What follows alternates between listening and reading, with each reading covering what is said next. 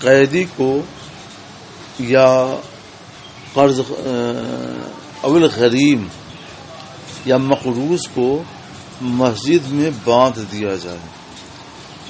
تو میں پہلے بیان کر چکا ہوں کہ عہد رسالت میں شروع میں مسجد نبوی کے سوا اور کوئی عمارت نہیں تھی، تو اسی میں مریض بھی رکھے جاتے تھے، تو دارالشفا تھا، بے سہارا لوگ اسی میں رہتے تھے.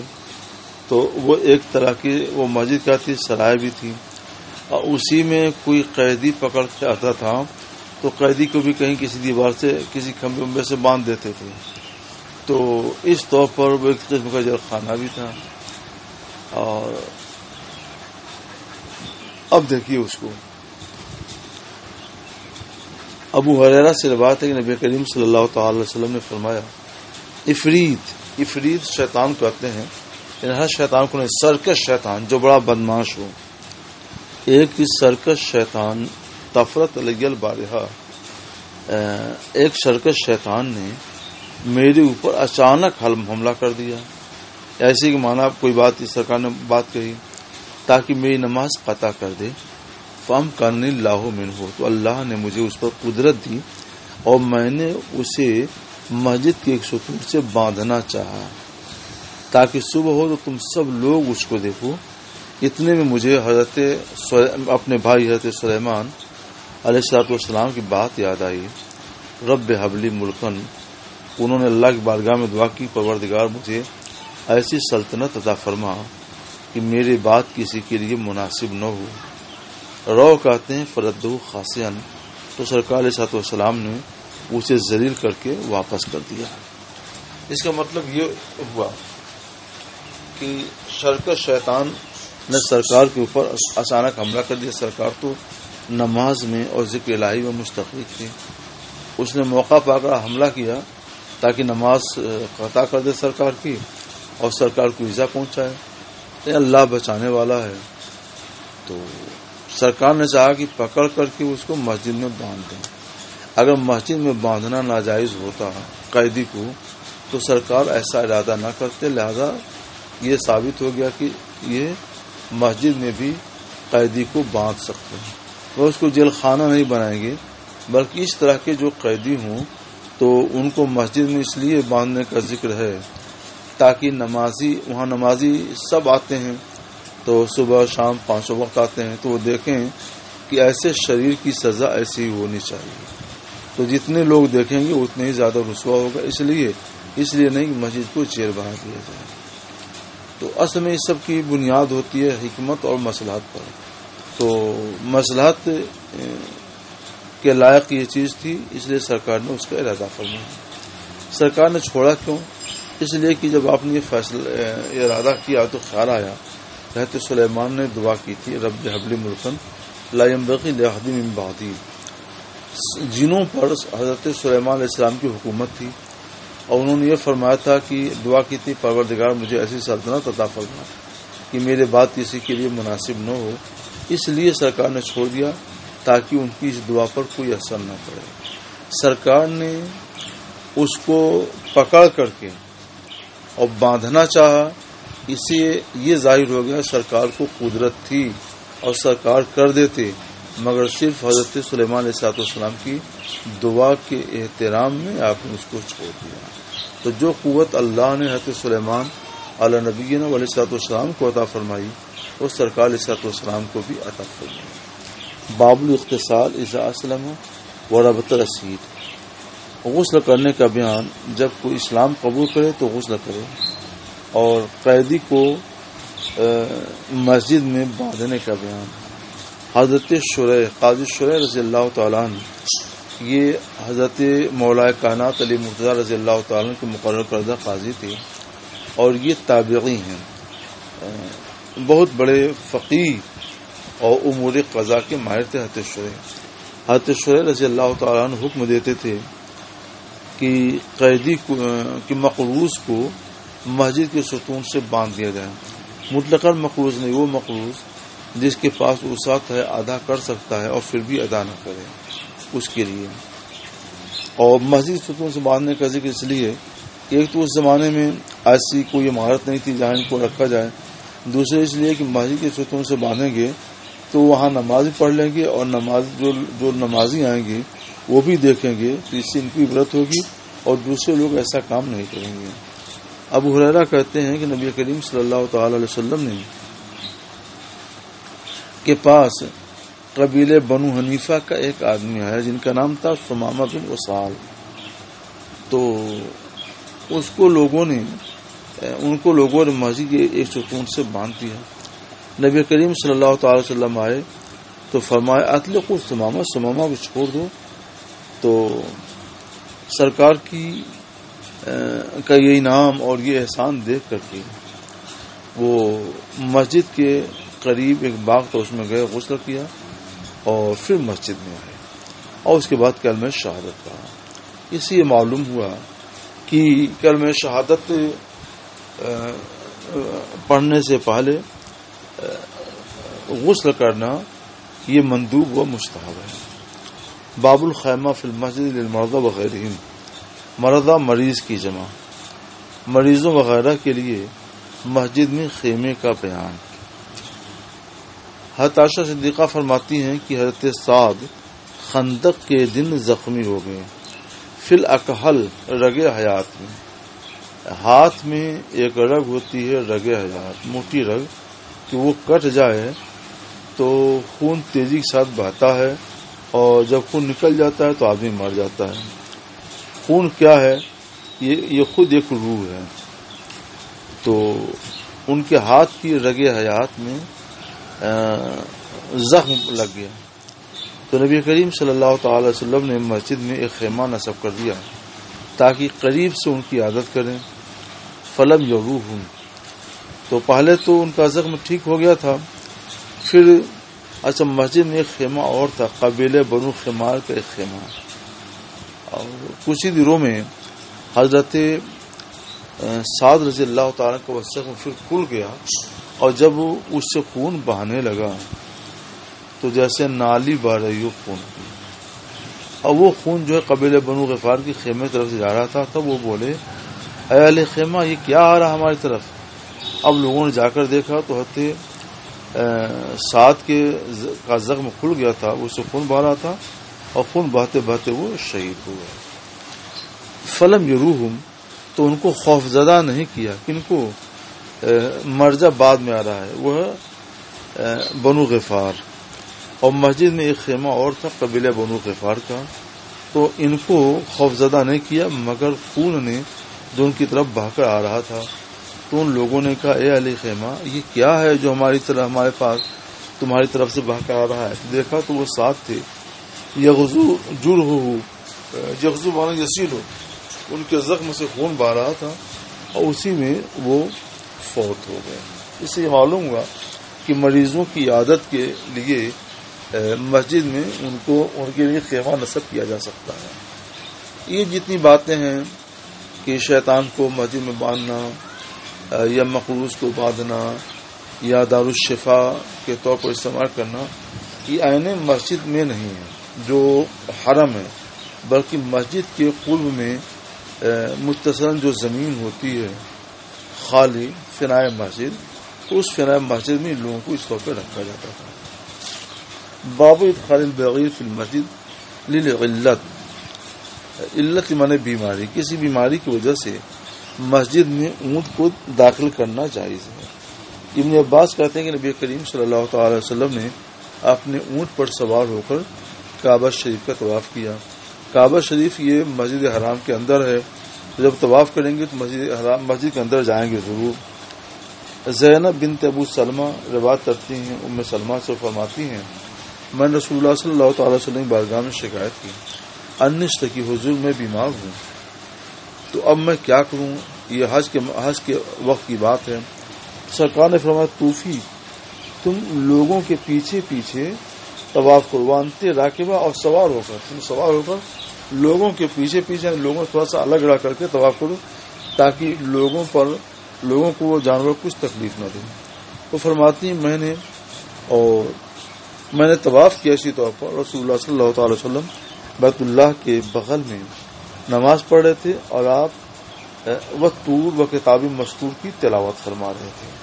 تو اسی یہ ثابت ہوا کہ مسجد کے اندر اور جانور پر سوار ہو کر طواف کرنا جائز و درست ہے.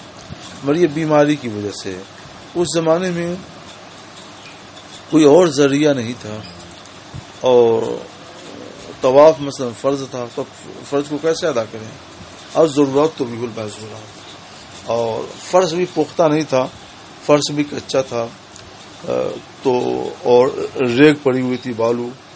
تو اولاً تو جانور جب چلتے ہیں تو منہ پیشاب سے بچتے ہیں, اگر پیشاب بھی کر دیا تو وہ سب ریگ کے اندر خشک ہو جائے گا اور زمین خشک ہونے کے بعد پاک ہو جاتی ہے. اس کی وجہ سے ایسا اس کی اجازت تھی اس زمانے میں, اب اس کی اجازت نہیں ہے کیونکہ اب تو طرح طرح کے انتظامات وہاں پر ہیں طواف کرنے کے لیے, معذوروں کے طواف کے لیے مستقل انتظام رہتا ہے.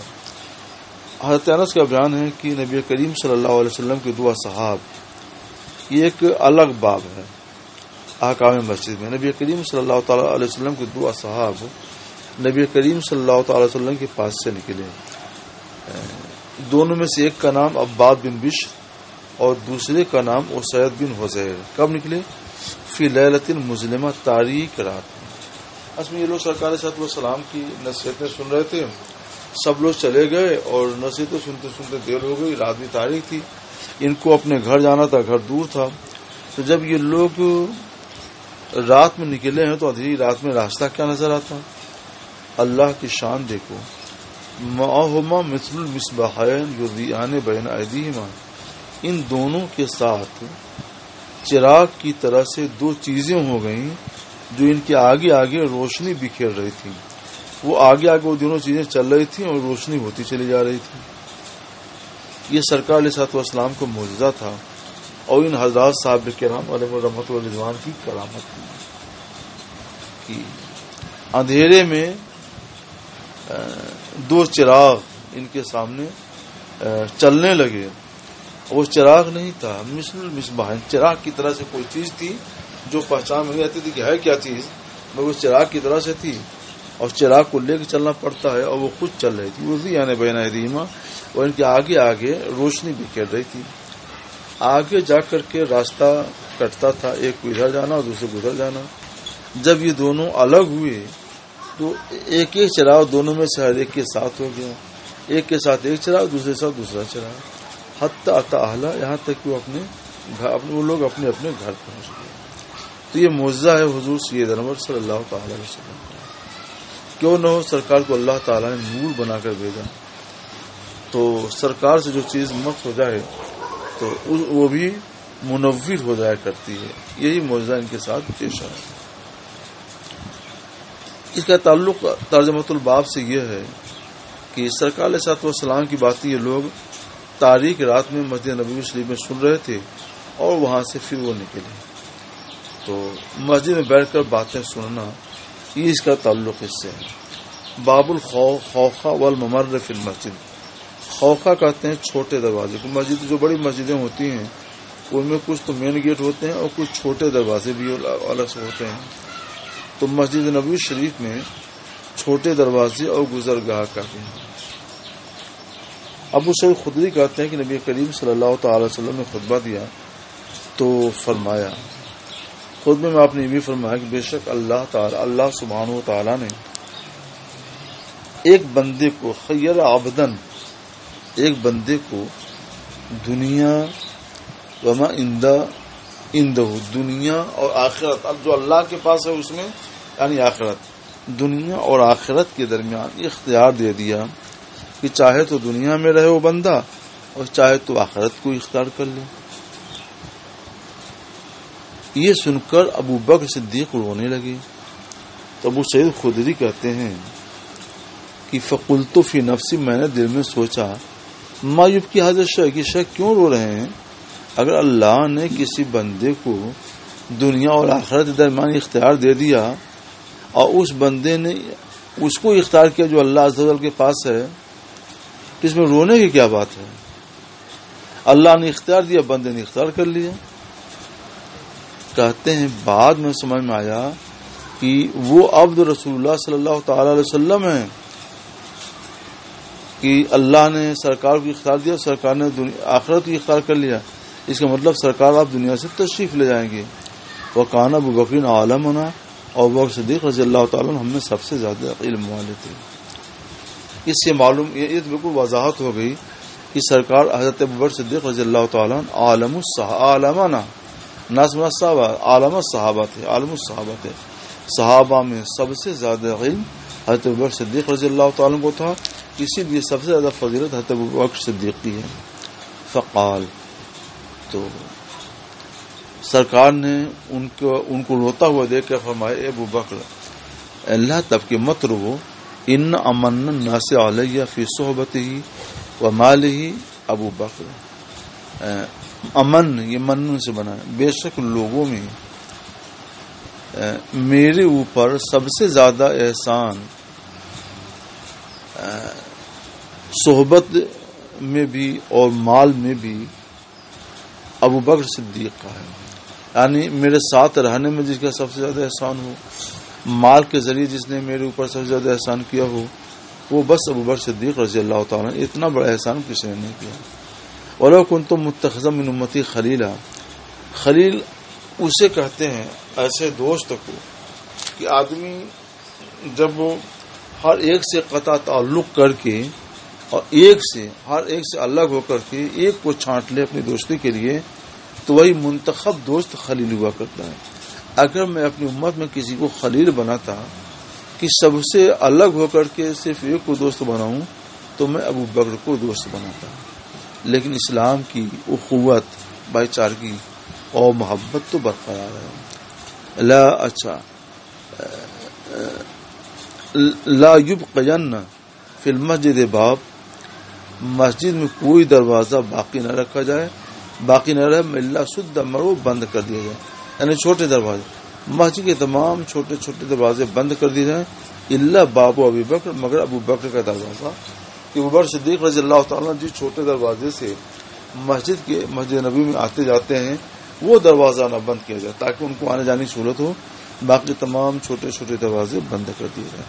اس میں بھی حضرت ابو بکر صدیق کی فضیلت ہے. ابن عباس فرماتے ہیں کہ رسول اللہ صلی اللہ تعالی علیہ وسلم اپنے مرضی وصال میں نکلے، فی مرضہ الذی مات فی عاصبا راسہ بخرقہ، خرقہ کے معنی پٹی یا تولیہ کہہ لو، اپنے سر پر ایک رومال باندھے ہوئے تھے. یہ رومال مطلقاً نہیں تھا، بلکہ وہ ٹھنڈا کر کے اپنے سر پر ٹھنڈا رومال باندھ کر سرکار تشریف لائے. حدیث آئے گی اور اس سے پہلے بھی ایک جگہ گزرا ہے کہ سرکار علیہ الصلوۃ والسلام کو آخر مرض وصال میں بخار بہت شدید ہو گیا تھا. اسی لیے سرکار علیہ الصلوۃ والسلام نے فرمایا تھا کہ 7 مشکیزیں ایسے لاؤ جن کا منہ باندھا ہوا ہو، کھولا نہ گیا ہو، اور اس سے سرکار علیہ الصلوۃ والسلام نے غسل کیا. تو بخار کی شدت 7 مشق پانی سے نہانے سے کم ہو گئی تھی. اور پھر سرکار علیہ الصلوۃ والسلام نے سر پر ایک رومال بھگو کر کے ٹھنڈا رومال باندھ دیا تاکہ سر میں بخار کا اثر نہ ہو. آج بھی یہ ایک علاج ہے کہ جب بخار کسی کو شدید ہو جاتا ہے تو ٹھنڈا تولیہ یعنی پانی میں بھگو کر کے تولیہ اس کی پیشانی پہ رکھا جاتا ہے تاکہ بخار کی شدت کم ہو اور اسے کوئی بیماری، دماغی کوئی بیماری نہ ہونے پائے. پھر سرکار منبر انور پر تشریف فرما ہوئے، اللہ کی حمد و ثنا کی، اور آپ نے منبر انور پر اعلان کرتے ہوئے فرمایا، لیس من الناس احد امن علی فی نفسی و مالی من ابی بکر بن ابی قحافہ ولو کنت متخذا من الناس خلیلا لاتخذت ابا بکر خلیلا ولکن خلت الاسلام افضل. یہ خلت اسلامی افضل ہے. سدوا انی کل خوخۃ فی ھذا المسجد غیر خوخۃ ابی بکر. خوخہ وہی چھوٹا دروازہ، بعد سب کچھ وہی جگان ہو چکی. ابو قحافہ حضرت ابو بکر صدیق رضی اللہ تعالیٰ کے والد کا نام ہے اور وہ بھی مشرب اسلام ہو گئے تھے. باب الابواب والغلق للکعبہ والمساجد. کعبہ شریف اور مسجدوں کے لیے دروازوں کا بیان اور غلق اور انہیں مکفل کرنے کا بیان، یعنی کعبہ شریف کے لیے بھی اور مسجدوں کے لیے بھی دروازے رکھنا چاہیے، اور جب حاجت نہ رہے تو جانور وغیرہ سے بچانے کے لیے ان کے دروازہ بند بھی کر سکتے ہیں۔ یہ ابن جریج کہتے ہیں کہ مجھ سے ابن ابو ملیکہ نے کہا، اے عبد الملک، لو رأیت مساجد ابن عباس، کاش کہ تم ابن عباس کی مسجدوں اور ان کے دروازوں کو دیکھتے۔ یہ حدیث پوری نہیں ہے، یہاں صرف یہ بتانا تھا کہ مساجد ابن عباس میں دروازے بھی لگے ہوئے تھے، ان کو دیکھو۔ ابن عمر، نبی کریم صلی اللہ تعالی علیہ وسلم مکہ معظمہ آئے تو آپ نے حضرت عثمان بن طلحہ حجبی کو بلایا، یعنی مدینہ منورہ سے جب آپ مکہ معظمہ آئے تو ان کو بلایا، ففتح الباب، اور باب کعبہ کو کھولا تو نبی کریم صلی اللہ تعالی وسلم اور بلال اور اسامہ بن زید اور عثمان بن طلحہ، اتنے لوگ سرکار کے ہمراہ کعبہ شریف کے اندر داخل ہوئے۔ ثم اغلق الباب، پھر دروازہ اندر سے بند کر دیا گیا۔ فلبث فی ساعۃ، سرکار اس میں تھوڑی دیر رہے۔ اس سے یہ معلوم ہوا کہ کعبہ شریف میں دروازہ تھا، اس سے یہ بھی معلوم ہوا کعبہ شریف میں دروازہ بند کرنا جائز ہے۔ تو جب کعبہ شریف یہ افضل المساجد ہے، اس میں دروازہ ہے اور اس کا دروازہ بند کرنا جائز ہے کسی مصلحت کے لیے، تو جو دوسری مساجد ہیں ان میں بھی دروازہ رکھا جا سکتا ہے اور ان کو بھی وقت حاجت بند کر سکتے ہیں۔ ثم خرجوا، پھر سرکار اور سرکار کے ہمراہ سب لوگ نکل آئے۔ ابن عمر کہتے ہیں فبدر، تو میں نے جلدی کی اور جلدی پہنچا اور میں نے بلال سے پوچھا کہ سرکار نے کیا کیا کر، تو انہوں نے فرمایا صلی فی، سرکار نے نماز پڑھی۔ میں نے پوچھا کہاں، فرمایا دونوں ستونوں کے درمیان۔ یہ حدیث گزر چکی ہے اس سے پہلے۔ تو ابن عمر نے کہا پھر یہ بات مجھ سے رہ گئی کہ میں ان سے پوچھوں کہ سرکار نے کئی رکعت نماز پڑھی تھی۔ اس سے پہلے جو حدیث گزری اس میں یہ ہے کہ سرکار صلی اللہ علیہ وسلم نے دو ستونوں کے بیچ میں کھڑے ہو کر کے 2 رکعت نماز پڑھی۔ وہاں 2 حدیثیں آئی ہیں اور وہاں میں نے بتایا تھا کہ 2 بار کا واقعہ ہے، ایک بار سرکار نے نماز پڑھی اور ایک بار سرکار صلی اللہ علیہ وسلم نے صرف دعائیں کی۔ یہاں صرف یہ بتانا تھا کہ جب کعبہ شریف کے لیے دروازہ ہے تو اب مسجدوں کے لیے بھی دروازہ رکھا جا سکتا ہے۔ اس کے بعد ایک آسان باب اور ہے، یہ حدیث آپ لوگ ابھی جلدی پڑھے ہیں گزشتہ صفحے میں، باب و رفع صوت فی المسجد، مسجد میں آواز بلند کرنے کا بیان۔ مسجد میں آواز بلند کرنا ممنوع ہے، اور میں نے سبق میں آپ لوگوں کو یہ بتلایا کہ مسجد میں آواز بلند کرنے کی ممانعت ہے حدیث پاک میں، اور خود سرکار صلی اللہ علیہ وسلم نے فرمایا ہے جنبوا مساجدکم، اور بعض روایتوں میں جنبوا مساجدنا صبیانکم و مجانینکم ورفع اصواتکم، یہ صراحت سے سرکار نے ممانعت فرما دی ہے۔ اس کے پیش نظر اس حدیث پاک کو سنیے۔ صاحب بن یزید صاحب رسول نے فرماتے ہیں کنت قائما فی المسجد، میں مسجد میں کھڑا تھا تو مجھے کسی شخص نے کنکڑی ماری، کنکڑی چلا کر متوجہ کیا۔ میں نے نظر پھیر کر دیکھا تو عمر بن خطاب تھے، فرمایا جاؤ اور ان 2 آدمیوں کو میرے پاس بلا کر لاؤ۔ میں گیا، دونوں بلا کے لایا تو پوچھا ممن انتما، یمین انتما، تم لوگ کہاں سے ہو؟ تو دونوں کا ہم لوگ اہل طائف سے ہیں۔ تو آپ نے فرمایا، حضرت عمر نے، اگر تم لوگ اہل شہر سے ہوتے یعنی مدینہ منورہ کے ہوتے تم لوگ، تو لو جاؤتکما، تو میں تم لوگوں کو سزا دیتا۔ یہ کہا کر انہوں نے فرمایا ترفعان اصواتکما فی مسجد رسول اللہ صلی اللہ تعالی علیہ وسلم، تم لوگ رسول اللہ کی مسجد میں اپنی آوازیں بلند کرتے ہو۔ یہ اشارہ اس بات طرف تھا کہ اللہ تعالیٰ نے فرمایا لا ترفعوا اصواتکم فوق صوت النبی، تو سرکار کی مسجد میں آواز بلند کرنا یہ بھی ایک طرح سے رفع صوت فوق صوت النبی سے مشابہت ہے، اس لیے انہوں نے سزا دینے کا فیصلہ کیا تھا۔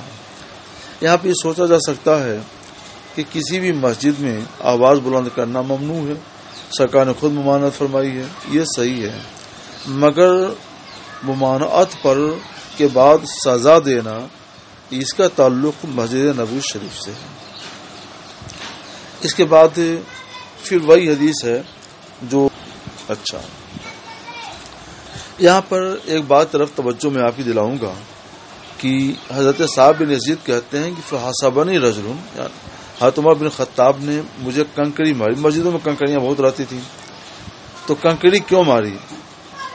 تو اس کی وجہ یہ تھی کہ اگر وہ دور میں کھڑے تھے تو بلاتے صاحب، تو یہ بھی مسجد میں آواز بلند کرنا تھا، اور یہ مسجد نبوی کے ادب کے خلاف تھا کہ کسی کو بلایا جائے. اس لیے ہلکے سے کنکری مار دی تاکہ وہ متوجہ ہو جائیں. تو یہ مسجد کے ادب میں انہوں نے ایسا کیا. اچھا، اور ان دونوں آدمیوں نے جو آواز بلند کی تھی تو اس کی وجہ یہ ہوئی تھی تو اس وقت تک سب کو شریعت کا ہر حکم نہیں پہنچا تھا، اور اس زمانے میں جہل احکام شرعیہ سے یہ عذر بھی تھا، اس لیے ان کو معاف کر دیا گیا. مگر آج احکام شرعیہ سے جہل عذر نہیں ہے، اس لیے وہ ممانعت اپنے لیے برقرار ہے، اور یہ جائز نہیں ہے کہ کوئی اپنی آواز بلند کرے.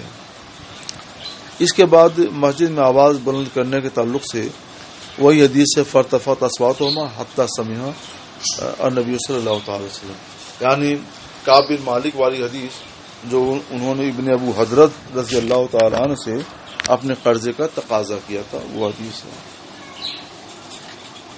تو سرکار علیہ الصلوۃ والسلام نے ان کا قرضہ معاف کرا، وہ آدھا قرضہ معاف کرا کے صلح کرا دی. تو اس کی توجہ میں پہلے کر چکا ہوں کہ یہاں اصل میں یہ مسئلہ تھا استغاثے کا، کہ سرکار علیہ الصلوۃ والسلام کے گویا ایک طرح کا استغاثہ ہوا، اور سرکار نے ان کا مقدمہ سنا. تو استغاثہ میں کبھی کبھی ایسی بات ہو جاتی ہے، تو اس وجہ سے اس کی ممانعت نہیں ہوئی. باب الحلق والجلوس فی المسجد، مسجد میں بیٹھنے اور حلق اور حلقوں کا بیان، کہ مسجد میں بیٹھنا چاہیے اور حلقہ بنا کر کے بیٹھیں تو یہ بھی درست ہے، جبکہ ذکر الہی کے لیے ہو. نافع عن ابن عمر فرماتے ہیں سأل رجل، ایک شخص نے نبی کریم صلی اللہ تعالی وسلم سے پوچھا، اور سرکار منبر پر تشریف فرما تھے، ما تنافی صلاۃ اللیل، حضور صلاۃ اللیل کے بارے میں کیا فرماتے ہیں، یعنی کیا کیا رکعت پڑھنی چاہیے رات کی نماز. عشاء کے بعد صلاۃ اللیل پڑھی جاتی ہے، تو حضور نے فرمایا مثنا مثنا 2 رکعت، اور جب تم میں سے کسی کو اندیشہ ہو کہ اب سورج صبح طلوع ہو جائے گی تو صلی واحدہ 1 رکعت اور پڑھ لے، فاوترت لہو ما صلی، تو 1 رکعت اس کی پڑھی ہوئی نماز کو وطر بنا دے گی. یہ ایک اہم حدیث ہے. اس حدیث سے شوافع نے اپنے مذہب پر استدلال کیا. اصل میں امام اعظم اور امام شافعی رحمۃ اللہ علیہما کے درمیان یہ اختلاف پایا جاتا ہے کہ 1 رکعت کی نماز ہے کہ نہیں. امام شافعی رحمۃ اللہ علیہ کہتے ہیں 1 رکعت کی نماز بھی نماز ہے، اور وہ صلاۃ الوتر کو 1 رکعت کی مانتے ہیں. امام اعظم حنیفہ رحمۃ اللہ علیہ فرماتے ہیں کہ 1 رکعت کی نماز نماز نہیں ہے، اور اس کو بوتیرہ کہتے ہیں، اور بوتیرہ سے ممانعت حدیث پاک میں فرمائی گئی ہے. تو امام اعظم رحمۃ اللہ علیہ کے نزدیک وتر 3 رکعت ہے، امام شافعی رحمۃ اللہ علیہ کے نزدیک وتر 1 رکعت ہے. ان کی ایک دلیل امام شافعی رحمۃ اللہ علیہ کی یہ حدیث ہے، سرکار نے فرمایا کہ اذا خشی احدکم الصبح اے طلوع الصبح، جب تم میں سے کسی کو طلوع صبح کا اندیشہ ہو تو 1 رکعت پڑھ لے. تو پتہ چلا کہ 1 رکعت نماز بھی نماز ہے اور وتر 1 رکعت ہے. اور یہ حدیث ہماری بھی دلیل ہے. وہ یوں ہم اس کا ترجمہ یوں کرتے ہیں، جب تم میں سے کسی کو طلوع صبح کا اندیشہ ہو تو 1 رکعت اور پڑھے. تو یہ 1 رکعت یعنی 2 رکعت تو پڑھ چکا ہے، اس کے ساتھ 1 رکعت اور وہ ہے نا صلاۃ اللیل مثنا مثنا 2 رکعت ہے. تو جب 1 رکعت اور پڑھے گا تو یہ 1 رکعت مل کر اس 2 رکعت کو 3 رکعت بنا دے گی. یہ نہیں کہ 1 رکعت پر سلام پھیرے، بلکہ 1 رکعت اور پڑھے. فاوترت لہو ما صلی، تو یہ رکعت اس کے لیے اس نماز کو وتر بنا دے گی جو وہ پڑھ چکا ہے. یعنی جو 2 رکعت پڑھا ہے وہ 2 رکعت نماز جو ہے ما صلی جو ہے یہ وتر بن جائے گی.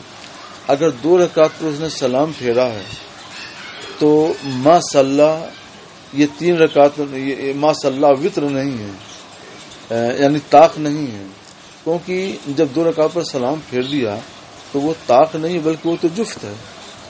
تو وہ 2 رکعت طاق رکعت کب بنے گی؟ جب اس میں 1 رکعت بغیر سلام پھیرے ہوئے 1 رکعت اور پڑھ کر ملائے گا. تو اس طور پر اس حدیث سے یہ ثابت ہوتا ہے کہ وتر 3 رکعت، وتر کی نماز 3 رکعت ہے. اور اسی طرح کی مشتبہ حدیثوں کی وجہ سے ائمہ کرام کے درمیان اختلاف ہوا. وَإِنَّهُ كَانَ يَقُولُ، اور سرکار صلی اللہ علیہ وسلم یہ بھی فرما رہے تھے، اجعلوا آخر صلاتکم باللیل وطرا، کہ تم لوگ رات کی اپنی آخری نماز وطر کو بناؤ. وطر کو وطر اسی لیے کہتے ہیں کہ یہ طاق ہے، اس لیے کہ نبی کریم صلی اللہ تعالی علیہ وسلم نے اس کا حکم دیا ہے. تو آخری نماز وطر ہونی چاہیے. یہ اس شخص کے لیے ہے جو صلاۃ اللیل یا نماز تہجد پڑھنے کا عادی ہو اور اسی امید ہو کہ آخر شب میں بیدار ہو کر پڑھ لے گا. لیکن جسی امید نہ ہو کہ آخر شب میں بیدار ہوگا اور اسے اندیشہ ہے کہ عشاء پڑھ کر سو رہے تو پتہ نہیں آخر شب میں اٹھتا ہے کہ نہیں اٹھتا ہے، تو اسے اجازت ہے کہ عشاء کی نماز کے بعد ہی وہ وتر پڑھ لے. اسی لیے ہم لوگ پڑھ لیتے ہیں اس پہلے ہی. پھر وہی نافع عن ابن عمر وہی حدیث ہے، ایک شخص نبی کریم صلی اللہ علیہ وسلم کے پاس آئے اور وہ خطبہ دے رہے تھے، سرکار خطبہ دے رہے تھے. پوچھا کیفیت صلاۃ اللیل، صلاۃ اللیل کی کیفیت کیا ہے؟ فرمایا 2 رکعت، اور جب تم صبح کا اندیشہ کرو صبح طلوع ہو جائے گی فاوتر بواحدہ توتر لک ما قد صلی. تو امام شافعی کے یہاں ترجمہ کیا ہوگا کہ 1 رکعت کے ذریعے وطر کر لو، یعنی 1 رکعت پڑھ لو، 2 رکعت پر سلام، ہر 2 رکعت پر سلام پھیرتے جاؤ اور 1 رکعت اور پڑھ کر کے سلام پھیر دو، تو 1 رکعت کی نماز ہوئی. ہم کہتے ہیں فاوتر بواحدہ سرکار فرما رہے ہیں، اور الباء للالصاق، با کی حقیقت کیا ہے؟ الصاق ہے. تو اس کا مطلب کیا ہوا کہ فاوتر بواحدہ 1 رکعت ملا کر کے وطر کرو، اور 1 رکعت ملائیں گے کب؟ جب 2 رکعت پر سلام نہیں پھیریں گے. اوپر بھی یہی ہے. اصل میں ضابطہ یہ ہے، سب کا اجماعی ضابطہ ہے کہ متى امکن العمل علی الحقیقت سقط المجاز، جب تک حقیقت پر عمل ممکن ہو مجاز ساقط رہے گا. تو اوپر والی حدیث میں بھی فوترت لہ ما صلی کی حقیقت یہی ہے کہ 2 رکعت پر سلام نہ پھیریں اور 1 رکعت اور اس کے ساتھ ملا دیں، حقیقت یہی ہے. اور یہاں بھی با کی حقیقت الصاق ہے. شرح میں تعمیل میں آپ لوگ پڑھ چکے ہیں، الباء للالصاق، یہ اس کی حقیقت ہے. تو اس کا مطلب کیا ہے کہ 1 رکعت ملا کر ملصق کر دو، 2 رکعت ساتھ 1 رکعت کو ملصق کر دو، ملا دو، تو توترو لک، تو تیرے لیے ما قد صلیت، جو نماز تم پڑھ چکے یعنی 2 رکعت، اس کو یہ 1 رکعت وتر بنا دیں گے. جب الصاق ہوگا تبھی تو کہ 2 رکعت ساتھ 1 رکعت کو تم نے ملا لیا تو 3 رکعت ہو گئی. اور اگر 2 رکعت پر سلام پھیر دیے تو یہ 1 رکعت کے الصاق اس کے ساتھ نہیں ہوگا، یہ مررت بزیدین کی طرف سے ہو جائے گا، جو مجاز ہے. تو بے داؤن، یہاں پہ بے داؤن والا الصاق ہے اور یہی حقیقت ہے. والد بن کثیر کہتے ہیں حدیث بیان کی مجھ سے عبید اللہ بن عبداللہ نے کہ ابن عمر نے ان سے بیان کیا کہ ایک شخص نے نبی کریم صلی اللہ تعالی وسلم کو پکارا اور آپ مسجد میں تھے، اور پکار کر کے یہ مسئلہ پوچھا سرکار سے، سرکار نے جواب دیا. اب دوسری حدیث سنیے صاحب. ابو مرہ عقیل بن ابو طالب کا آزاد کردہ غلام، ان کا بیان ہے کہ ابو عاقد لیثی نے فرمایا کہ رسول اللہ صلی اللہ تعالی علیہ وسلم مسجد نبوی شریف میں تھے، فاقبل نفر ثلاثہ، 3 نفر آئے. یہ حدیث اس سے پہلے کوئی 20-25 دن پہلے حدیث گزر چکی ہے، وہ پوری حدیث آپ لوگ ملا لیجیے.